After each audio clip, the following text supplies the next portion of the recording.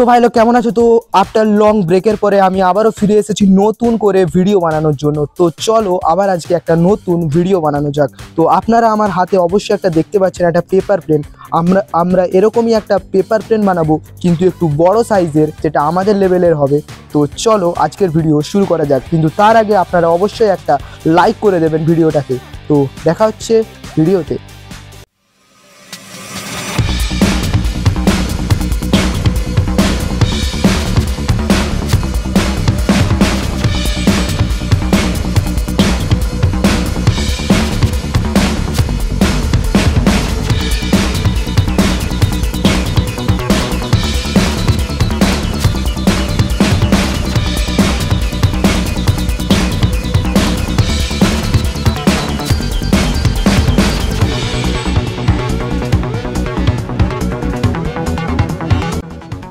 তো গাইস এই হলো আমাদের বিগ সাইজের পেপার। তো এই পেপার দিয়েই এবার আমরা তৈরি করব বিগ সাইজের পেপার প্লেন। তো চলো আজকের ভিডিওটা শুরু করা যাক।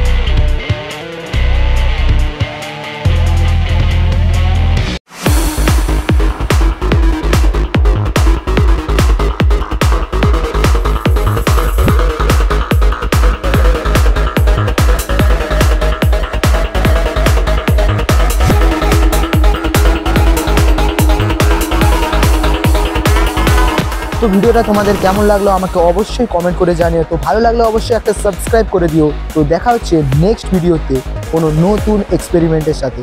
ততক্ষণের জন্য জয় হিন্দ, জয় ভারত।